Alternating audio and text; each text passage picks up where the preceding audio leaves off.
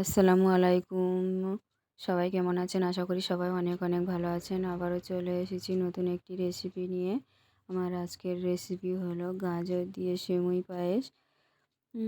এইভাবে রেসিপিটি যদি ভালো লাগে প্লিজ একটি লাইক দিয়ে ভিডিওটি ফুল ওয়াচ করবেন। আর ফ্রেন্ড অ্যান্ড ফ্যামিলির সঙ্গে শেয়ার করে দেবেন।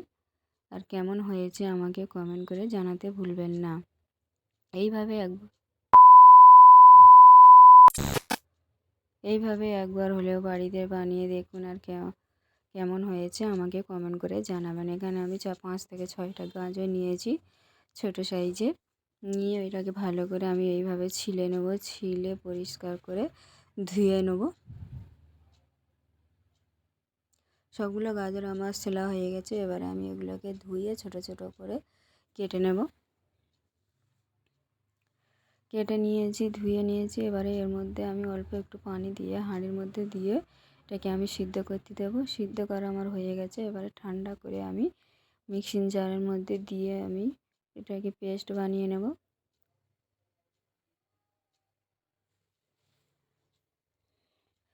পেস্টটা আমার রেডি হয়ে গেছে। এটাকে আমি ঢেলে নেব। ঢেলে নিয়ে এবারে ওর মধ্যে আমি দিয়ে দেবো 1.5 বাটি পরিমাণ ময়দা, 150 থেকে 200 গ্রামের মতো দিয়ে ভালো করে এটাকে আমি ওর সঙ্গে 150 থেকে 200 গ্রামের মতন ময়দা আর দিয়ে দেবো স্বাদ মতো চিনি, স্বাদ মতো লবণ আর 2 চামচ পরিমাণ চিনি দিয়ে ভালো মতো করে এটাকে আমি মেখে নেব। ময়দাটা ভালো মতো করে মাখা হয়ে গেলে এবারে ওর মধ্যে আমি অল্প করে একটু পানি দিয়ে আমি একটি ডো বানিয়ে নেব। এবার আমি এটা মিক্সিং জারটা ধুয়ে অল্প একটু পানি দিয়ে দিয়েছি। দিয়ে এবারে ডোটা আমার রেডি হয়ে গেছে। এবারে হালকা করে একটু তেল লাগিয়ে নেব ওর মধ্যে, দিয়ে ভালো করে এইভাবে একটু মেখে নেব। ডোটা আমার মাখানো হয়ে গেছে। এবারে আমি একটি হাঁড়ির মধ্যে নিয়ে নিয়েছি এই গ্লাসের 2 গ্লাস পানি আর 2 থেকে 3 চামচের মতো গুঁড়ো দুধ দিয়ে পানিটা গরম হয়ে গেলে দুধটা দিয়েছি। দুধটা গুলে গেলে দিয়ে দিয়েছি 1/2 বাটি পরিমাণ চিনি। চিনিটা দিয়ে 2টা 3টা এলাচ দিয়ে দিয়েছি।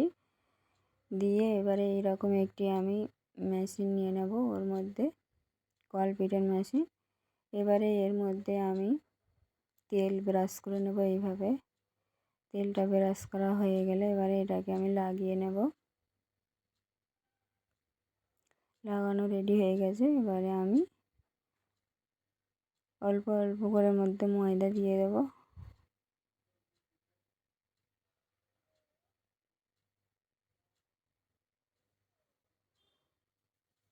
এবারে অল্প অল্প করে নিয়ে আমি এর মধ্যে দিয়ে দেব।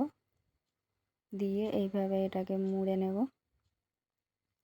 নিয়ে এইভাবে ঘুরিয়ে ঘুরিয়ে পাক দিয়ে সেমাইটা আমি রেডি করব। দেখুন এইভাবে পাক দিতে হবে, দিলে এইভাবে সেমাইটা বেরিয়ে আসবে। আর ওইভাবে পাক দিয়ে আমি এটা গরম দুধের মধ্যে সেমাইটা ফেলবো। দেখুন কেমন আসছে বেরিয়ে। একটু বড় হয়ে গেলে আমি তখন এই হাত দিয়ে কেটে দেবো। এইভাবে করে কেটে ফেলে দেবো ওর মধ্যে। আবারও এইভাবে করে সবগুলো এইভাবে আমি বানিয়ে নেব।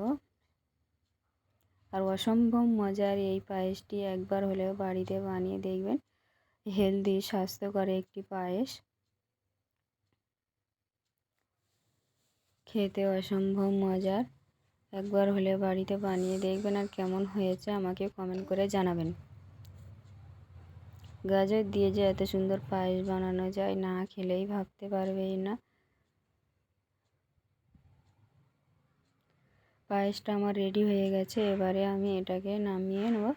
এবারে ঠান্ডা করে আমি আপনাদের দেখাচ্ছি কেমন হয়েছে। আপনারা যদি বা ঝোল ঝোল পায়েস খেতে চান তাহলে আরও একটু পানি দিয়ে এটাকে ঝোল মতো করে নেবে। আমি এটা ঝোলও করিনি বা শুকনোও করিনি। দেখুন এই রকমই করেছি আমি। এবারে এটাকে আমি একটি প্লেটের মধ্যে তুলে আপনাদের দেখাচ্ছি কেমন হয়েছে পায়েসটা। দেখুন খেতে অসম্ভব মজার হয়েছে। এইভাবে একবার হলে বাড়িতে বানিয়ে দেখবেন।